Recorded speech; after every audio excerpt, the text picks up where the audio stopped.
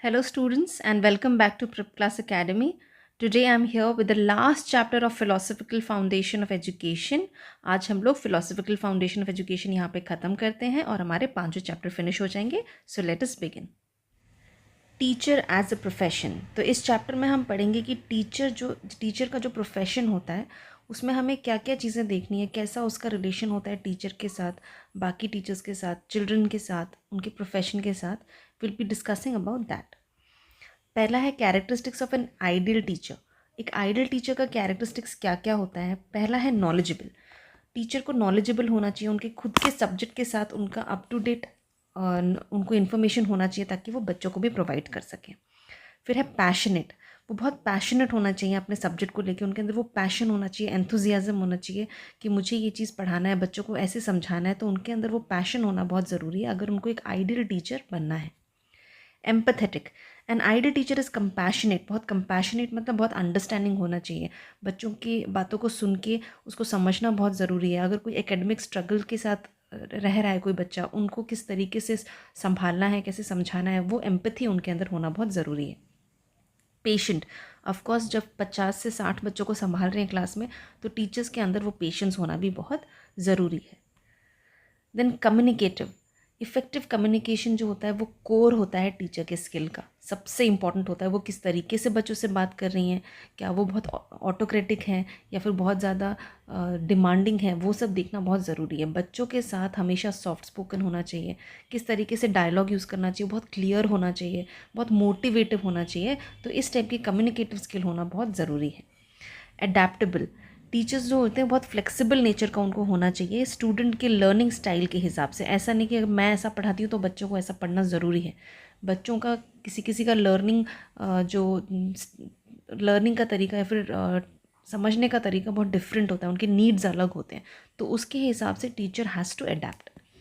Then creative. Teachers का creative होना बहुत ज़रूरी है ताकि वो नए नए लेसन प्लान्स बनाएं, नए नए क्रिएटिव मेथड्स यूज़ करें बच्चों को पढ़ाने के लिए ताकि बच्चे भी उतने ही इंटरेस्टेड रहें.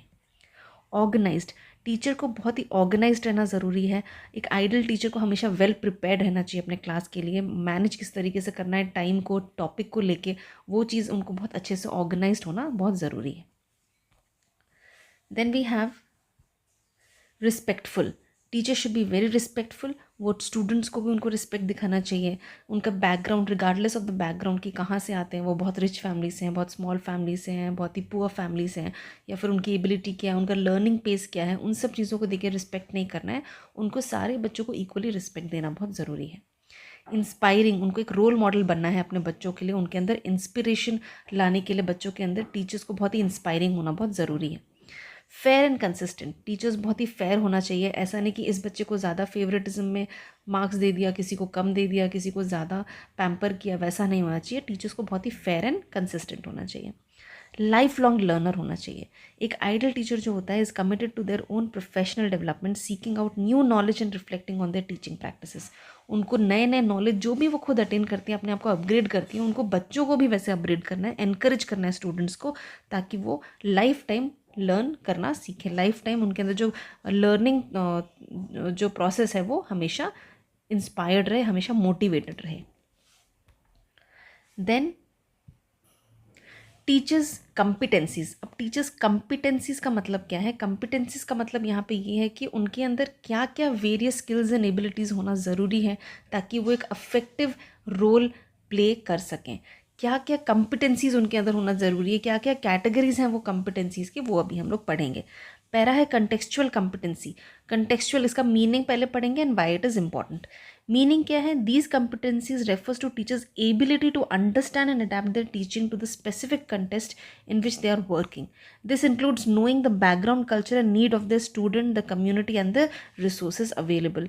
तो कंटेक्चुअल कम्पिटेंसी का मतलब है ये टीचर्स में क्यों होना चाहिए फॉर इफेक्टिव रोल, क्योंकि ये बताता है टीचर को कि उनको किस तरीके से अपना काम करना है. उनको पता होना चाहिए कि बैकग्राउंड क्या है, कल्चर क्या है और स्टूडेंट का नीड्स क्या है, कम्युनिटी कैसा है, क्या क्या रिसोर्सेज अवेलेबल हैं बच्चों को पढ़ाने के लिए.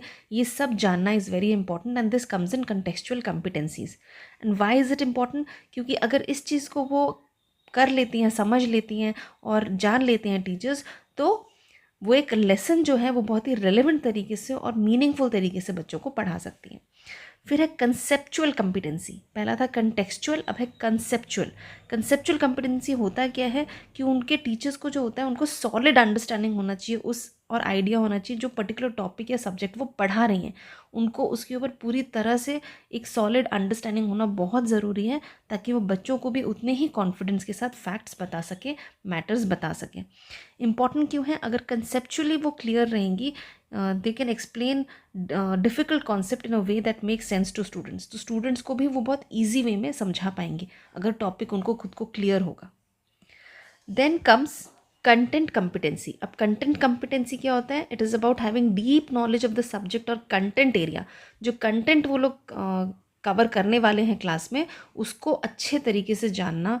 They should know the facts, theories and practices, क्योंकि बच्चे कब कहाँ से क्या क्वेश्चन पूछते हैं, क्योंकि they are very curious minds. वो कुछ भी पढ़ते हैं उसके बारे में बहुत सारे क्वेश्चंस उनके दिमाग में आते हैं, तो कंटेंट का क्लियरेंस होना टीचर्स की तरफ से बहुत ज़रूरी है।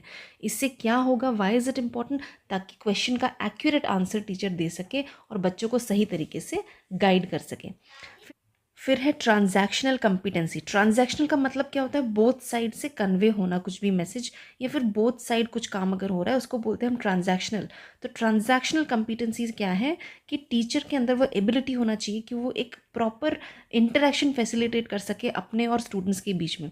बहुत ही इफ़ेक्टिव कम्युनिकेशन होना चाहिए, ऐसा रिलेशन होना चाहिए, ऐसा पॉजिटिव रिलेशन होना चाहिए कि बहुत ही इंटरैक्टिव क्लास हो, बच्चों को भी हेजिटेशन ना हो क्वेश्चन पूछने में, और टीचर भी उनके साथ इतने अच्छे से कोऑपरेटिवली रहे कि बच्चे बहुत ईजिली उनके साथ कम्युनिकेट कर सकें। और ये क्यों ज़रूरी है? क्योंकि इससे क्लास में पार्टिसिपेशन जो है वो बहुत अच्छा और क्लियर होगा। Then we have competencies related to other educational activities.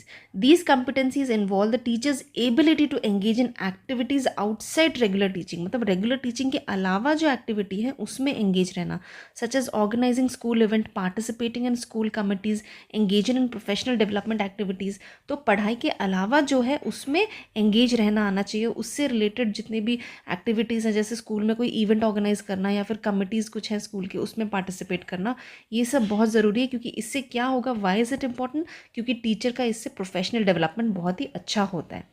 Then competency to develop teaching learning material. इसमें क्या आ जाएगा? वर्कशीट्स आ जाएंगे, ऑनलाइन रिसोर्सेस आ जाएंगे जो टीचर्स यूज़ करता है, उनको उन सब चीज़ों में बहुत अच्छा नॉलेज होना चाहिए, उनको प्रेफर भी करना चाहिए वो चीज़, ताकि स्टूडेंट को सपोर्ट कर सकें वो लर्निंग करने के लिए। इसमें इंपॉर्टेंट क्यों है? क्योंकि ये लेसन्स, इस टाइप के जो लेसन्स होते हैं वो क्लास को बहुत एंगेज करके रखते हैं।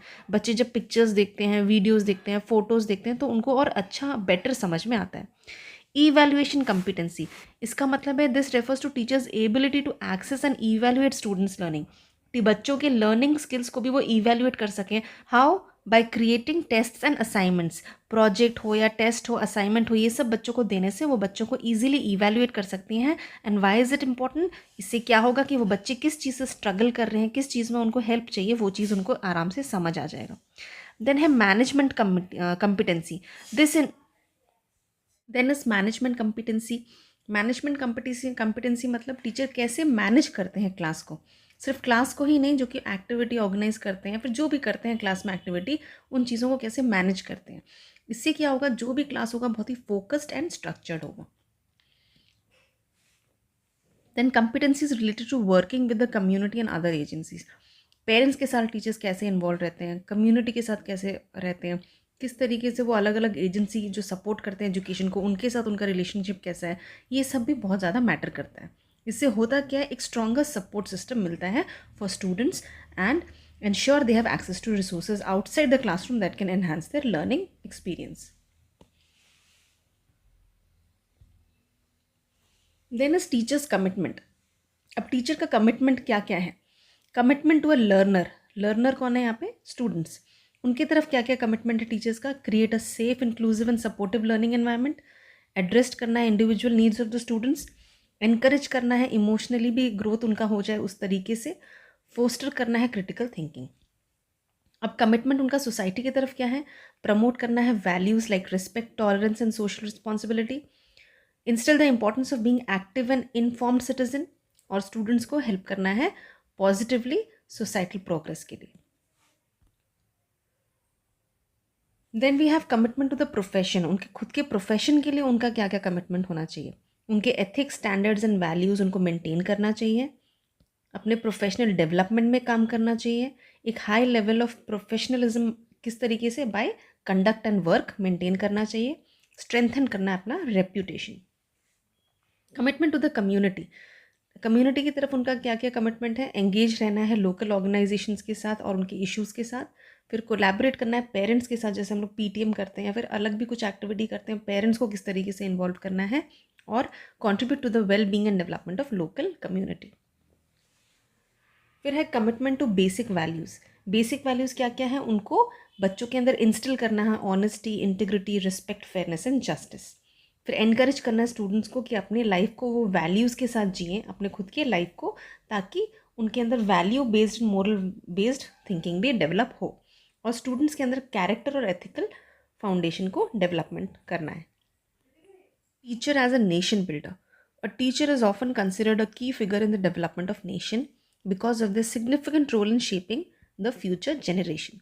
तो उनका role as a nation builder क्या क्या है? Role of a teacher as a nation builder, educating future leaders, वो फ्यूचर लीडर्स को पढ़ा रही हैं, कैसे बच्चों को जो वो पढ़ाती हैं बच्चों को, वही बच्चे आगे जाके गवर्नमेंट में काम करते हैं, बिजनेस करते हैं, साइंस में जाते हैं, फिर बाकी फील्ड्स में जाते हैं। तो ये उनके ऊपर है कि वो किस तरीके से फ्यूचर लीडर्स को एजुकेट कर रही हैं। फिर है प्रमोटिंग नेशनल वैल्यूज़, वो जो क्लास में रिस्पेक्ट, इक्वालिटी, जस्टिस, वैल्यूज़ ये सब सिखाते हैं, वही चीज़ बच्चे सीख के आगे वो वैल्यूज़ अपने लाइफ में यूज़ करते हैं। तो इस तरीके से वो प्रमोट करते हैं नेशनल वैल्यूज़। फिर है fostering social harmony and unity, कैसे teachers help student from diverse background to learn to live harmoniously and understand each others culture and differences. फिर आता है encouraging innovation and critical thinking, वो बच्चों के अंदर इनोवेशन एंड क्रिटिकल थिंकिंग को बहुत ज़्यादा एनकरेज करती हैं, और बच्चे उस तरीके से अपना जो नॉलेज है उसको इनोवेटिव वे में यूज़ कर सकते हैं, चाहे वो टेक्नोलॉजी में हो, चाहे वो सोशल में हो, चाहे वो इकोनॉमिक एडवांसमेंट में हो। Promoting economic growth, economic growth में क्या उनका पार्ट है, by educating students and providing them with marketable skills. Teachers जो होते हैं वो इनडायरेक्टली या डायरेक्टली इकोनॉमिक ग्रोथ में भी ऐड ऑन करते हैं, क्योंकि वही बच्चे आगे जाके हमारे फ्यूचर जनरेशन उस तरीके से वैल्यू के साथ और अपने क्रिटिकल थिंकिंग के साथ हमारे नेशन के लिए काम करते हैं। उसके साथ साथ जो टीचर्स हैं वो हमारे फ्यूचर वर्कफोर्स को शेप करती हैं, वही स्टूडेंट्स को स्किल्स प्रोवाइड करती हैं। फिर क्रिएटिंग रिस्पॉन्सिबल सिटीजन, जब उनके अंदर वो सोशल जस्टिस, इक्वालिटी का फीलिंग आता है बच्चों में, तो उस तरीके से टीचर्स एक सोशली हमारे रिस्पॉन्सिबल सिटीजन्स को क्रिएट करती हैं। Promoting national pride and unity, teachers जो होते हैं वो स्टूडेंट को एनकरेज करते हैं कि वो प्राउड हों अपने कंट्री को लेके, अचीवमेंट को लेके, और हमारे सेंस ऑफ यूनिटी को लेके। Cultivating critical thinkers, critical thinkers भी टीचर्स की मदद से बनते हैं, बच्चों को जो वो इस तरीके से क्रिटिकल थिंकिंग करवाते हैं, उनको क्रिएटिविटी देते हैं, प्रॉब्लम सॉल्विंग करने का एक टेबल प्रोवाइड करते हैं, तो उस तरीके से वो क्रिटिकल थिंकर्स भी कल्टिवेट कर रहे हैं। फिर है developing leaders and innovators, by nurturing leadership skill बढ़ा के और इनोवेशन प्रमोट करके टीचर्स इंश्योर करते हैं कि वो बच्चों में लीडरशिप का क्वालिटी डालें, इनोवेटर का क्वालिटी डालें। फिर improving the national economy, national economy हमारा कैसे इंप्रूव हो रहा है, जब बच्चों को राइट नॉलेज एंड स्किल मिलता है तो ऑटोमेटिकली वो नोइंगली, अननोइंगली या फिर डायरेक्टली इनडायरेक्टली हमारे नेशन के इम्प्रूवमेंट में बहुत ज़्यादा कंट्रीब्यूशन करते हैं, अपना नॉलेज यूज़ करके और अपना स्किल यूज़ करके। फिर enhancing global reputation, teachers contribute to the development of globally recognized individuals who can bring prestige and recognition to the nations। कितने सारे ग्लोबली रिकग्नाइज्ड इंडिविजुअल्स हैं, उन लोगों ने भी स्कूल में पढ़ाई किया होगा, उनके टीचर्स ने भी उनको इनोवेशन सिखाया होगा, नॉलेज दिया होगा, उनको लीडर बनाया होगा, तो उस तरीके से वो लोग ग्लोबल रेपुटेशन को भी एनहांस करते हैं। फिर है teacher as a creator and a facilitator of knowledge, जो टीचर का रोल होता है वो सिर्फ नॉलेज प्रोवाइड करना नहीं होता है, बट क्रिएट एंड फैसिलिटेट करना एक ऐसा लर्निंग एनवायरनमेंट जहाँ पे बच्चे एक्टिवली एंगेज हों, जहाँ पे बच्चे एक्टिवली एंगेज हों। और ये कब पॉसिबल है, जब एक टीचर क्रिएटर हो और फैसिलिटेटर हो नॉलेज का। वो सिर्फ पढ़ाने से, इंफॉर्मेशन देने के अलावा बच्चों को एनकरेज करता है क्रिटिकल थिंकिंग के लिए, क्रिएटिविटी के लिए और डेवलपमेंट करने के लिए, प्रॉब्लम सॉल्विंग स्किल्स। तो वहाँ पे टीचर क्या होता है, एक creator and a facilitator of a knowledge. Teacher as a creator of knowledge, what it means, Teachers are not just consumers of knowledge, they are creator of knowledge. In classroom, they generate new ideas, creativity and encourage exploration. तो teacher भी जो होते हैं वो नए नए ideas निकालते हैं, क्रिएटिविटी निकालते हैं और क्लास में उस चीज़ को एक्सप्लोर करते हैं. दे एक्टिवली डेवलप. वो क्या क्या डेवलप करते हैं? लेसन प्लान डेवलप करते हैं, मेथड्स डेवलप करते हैं, लर्निंग के कई सारे एक्टिविटीज़ वो डेवलप करते हैं. तो इसीलिए teachers are a creator of knowledge. अब वो लोग क्रिएट कैसे करते हैं नॉलेज? इनोवेटिव लेसन प्लान बना के, करिकुलम को डेवलपमेंट देखिए, जैसे उसमें किस तरीके से क्या क्या करिकुलम में डालना है कि बच्चे एंगेज रहें क्लास में, उस टाइप के आइडियाज़ उसमें डालना. तो वो हो गया करिकुलम डेवलपमेंट. फिर जेनरेटिंग न्यू आइडियाज़, नए नए आइडियाज़ निकालना जिससे कि बच्चे इंस्पायर हों, क्रिटिकली थिंक करें क्लास में. Research and continuous learning, teaching technique इस तरीके का यूज़ करना कि क्लास में कंटिन्यूस लर्निंग चलता रहे, बच्चे नॉलेज गेन करते रहें और टीचर उनको नॉलेज देते रहें. इसका इम्पैक्ट क्या होगा? Teachers create an environment that encourages student. तो इससे क्या होगा? टीचर एक ऐसा एनवायरनमेंट क्रिएट कर देता है क्लास में कि बच्चे बहुत ज़्यादा एनकरेज रहते हैं और वो डिस्कवरी करते हैं, अपने सेल्फ को भी डिस्कवरी करते हैं. जब वो क्वेश्चंस पूछते हैं, उनको आंसर्स मिलता है, they feel very proud and they feel very energetic in the class और बहुत ज़्यादा उससे पार्टिसिपेशन बढ़ जाता है. Teacher as a facilitator of knowledge. अब फैसिलिटेटर कब हो जाता है? A facilitator is someone who makes the process of learning easier. तो पहले था कि टीचर उनको लर्निंग प्रोसेस हेल्प करती थी, कैसे पढ़ना है, क्या पढ़ना है, लेकिन जो उस प्रोसेस में हेल्प करते हैं that is facilitator. Teacher in the role guide students in acquiring knowledge rather than simply providing information. वो सिर्फ इन्फॉर्मेशन प्रोवाइड करने की तरह नॉलेज नहीं देती हैं, वो उनको नॉलेज एक्वायर करने के लिए इन्फॉर्मेशन देती हैं. That is facilitator of knowledge. कैसे? एक्टिव लर्निंग करके, ग्रुप वर्क हो गया, प्रोजेक्ट वर्क हो गया, कोई एक्टिविटी हो गया, वो सब देख के वो एक्टिव लर्निंग क्लास में करती हैं. क्वेश्चन करते हैं, इंक्वायरी करते हैं. कोलैबोरेटिव एनवायरनमेंट जहाँ पे शेयर होती है एक दूसरे की तरफ आइडियाज़, बच्चे अपना शेयर करते हैं आइडियाज़ टीचर्स के साथ, टीचर बच्चों के साथ, उस तरीके से कोलैबोरेटिव लर्निंग होता है. रिसोर्सेज प्रोवाइड करना, जैसे बुक्स हो, वेबसाइट हो, वीडियोज़ हो, इंटरैक्टिव जितने भी टूल्स हों. ऑफरिंग गाइडेंस एंड फीडबैक, और बच्चों को कंस्ट्रक्टिव फीडबैक प्रोवाइड करना. इस तरीके से टीचर फैसिलिटेटर बन जाता है. इसका इम्पैक्ट क्या होता है? स्टूडेंट जो होते हैं वो इंडिपेंडेंट लर्नर्स बन जाते हैं, वो खुद सब कुछ करने की कोशिश करते हैं, वो अपने आप को एक लीडर मानने लगते हैं एंड इंडिपेंडेंटली वो लोग लर्न करते हैं. इस तरीके से वो नॉलेज अप्लाई कर पाते हैं और स्टूडेंट जो होते हैं उनकी क्रिटिकल थिंकिंग और क्रिएटिविटी में बहुत बूस्ट होता है. Teacher as a mentor, providing guidance and advices. What it means: teacher act as trusted advisor, offering advice on academic and personal matters. They guide students in making informed decisions about their future path. तो teacher as a mentor जो होता है वो guidance and advice देता है बच्चों को, guidance देता है पढ़ाई में, एडवाइस देता है उनके फ्यूचर पाथ्स के लिए. फिर encouraging personal growth and development. उनके स्ट्रेंथ एंड वीकनेस को टीचर जानते हैं तो उनको अकॉर्डिंगली हेल्प करते हैं ताकि वो अपना सेल्फ अवेयरनेस और सेल्फ कॉन्फिडेंस डेवलप करें. उनको एनकरेज करते हैं उनके पर्सनल ग्रोथ एंड डेवलपमेंट के लिए. Providing emotional support. जब बच्चों को एनजाइटी होती है, पैल्पिटेशन होता है बहुत ज़्यादा, जब वो स्ट्रेस मैनेज नहीं कर पाते हैं, तो उस टाइम पे भी इमोशनली उनको जो स्ट्रेंथ देता है वो है टीचर. टीचर उनको मेंटल हेल्थ देता है, उनको हेल्प करता है इमोशनली और इस तरीके से उनके ओवरऑल वेलबींग में बहुत हेल्प करते हैं. Providing emotional support. Helping with career and academic planning. Of course teachers जो होते हैं वो एक गाइडिंग पाथ होते हैं हमारे लिए, वो करियर सेट करने में हेल्प करते हैं. वो उनके पढ़ाने के तरीके से बच्चे भी समझ जाते हैं कि हमको कौन से करियर में जाना चाहिए, कौन से में नहीं जाना चाहिए. करियर चॉइसेस हो, इंटर्नशिप हो, पोस्ट ग्रेजुएशन प्लान्स हो, उन सब चीज़ों में भी टीचर्स उनको गाइड करते हैं, मेंटरशिप करते हैं और स्टूडेंट इस तरीके से अपना करियर और एकेडमिक प्लानिंग अच्छे से प्रॉपरली कर पाते हैं. रोल मॉडल बनना. टीचर जो होता है वो एक मेंटोर होता है, एक रोल मॉडल होता है अपने बच्चों के लिए, जहाँ पे वो अपने पॉजिटिव एटीट्यूड का या बिहेवियर का डेमॉन्स्ट्रेशन करते हैं. डिसीजन मेकिंग उनका बहुत अच्छा होता है, प्रोफेशनलिज्म दे के बच्चे अट्रैक्ट होते हैं. तो उस तरीके से बच्चे आप लोगों को रोल मॉडल के जैसे भी देखते हैं. Offering constructive feedback. और कंस्ट्रक्टिव फीडबैक देना बच्चों को, जहाँ पे जो लोग एक्सेल कर रहे हैं उनको एक्सीलेंस बताना, जो बच्चे नहीं कर पा रहे हैं उनको मोटिवेट करना. इस तरीके से वो कंस्ट्रक्टिव फीडबैक भी प्रोवाइड करते हैं. फिर है code of conduct to be followed by teachers. Teachers को क्या कोड ऑफ कंडक्ट फॉलो करना चाहिए? Code of conduct to be followed by teachers and, और एक टॉपिक है वो है अकाउंटेबिलिटी ऑफ टीचर्स, जो कि आप लोगों के बीएड के बुक्स में होगा. दोनों का आंसर पूरा सेम रहेगा, अकाउंटेबिलिटी ऑफ टीचर्स हो या code of conduct to be followed by teachers. बस थोड़ा सा वर्डिंग्स चेंज करना है स्टार्टिंग में कि accountability of teacher is a very significant aspect in teachers education. We all know that it is essential for quality assurance in education. फिर उसमें accountability का होता क्या है वो थोड़ा बताना है। It is a mechanism of holding one responsible for his action, मतलब उनके रिस्पॉन्सिबल के लिए वो खुद एक्शन जो होता है वो उनका खुद का रिस्पॉन्सिबिलिटी होता है।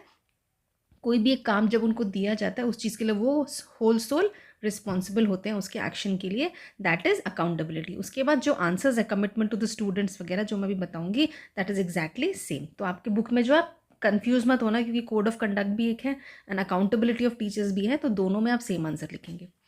तो कोड ऑफ कंडक्ट में क्या आता है, पहला commitment to the students. Students की तरफ क्या कमिटमेंट या क्या अकाउंटेबिलिटी टीचर्स का होता है। रिस्पेक्ट, हर बच्चे को इक्वली रिस्पेक्ट करना, डिग्निटी मेंटेन करना, उनकी डाइवर्सिटी एंड इंडिविजुअलिटी को वैल्यू देना। कॉन्फिडेंशियलिटी, कॉन्फिडेंशियल मेंटेन करना है स्टूडेंट की इन्फॉर्मेशन को लेके, उनके प्रिवेसी को लेके, सेंसिटिव मैटर्स को लेके कॉन्फिडेंशियल रहना है टीचर को। इक्विटी इन ट्रीटमेंट, सबको इक्वली ट्रीट करना है, सबको इक्वली रिसोर्सेज प्रोवाइड करने हैं, अपॉर्चुनिटी प्रोवाइड करना है उनके respective of their backgrounds. Safety and wellbeing, बच्चों को सेफ्टी प्रोवाइड करना, साइन ऑफ अब्यूज़ हो, नेग्लेक्ट हो, बुलिंग हो, इन सबको दूर रखना है बच्चों से। एनकरेजिंग ग्रोथ, बच्चों के अंदर ग्रोथ किस टाइप का होना चाहिए, एक होलिस्टिक ग्रोथ होना चाहिए, मतलब सोशल, इमोशनल, इंटेलेक्चुअल, हर टाइप का ग्रोथ बच्चों में एनकरेज करना चाहिए। तो उनसे क्वेश्चंस पूछ के, एक्सप्लोर करके और उनको क्रिटिकल थिंकिंग स्किल्स प्रोवाइड करके। प्रोफेशनल इंटीग्रिटी, प्रोफेशनलिज्म की तरफ उनका क्या अकाउंटेबिलिटी है या फिर कोड ऑफ कंडक्ट है।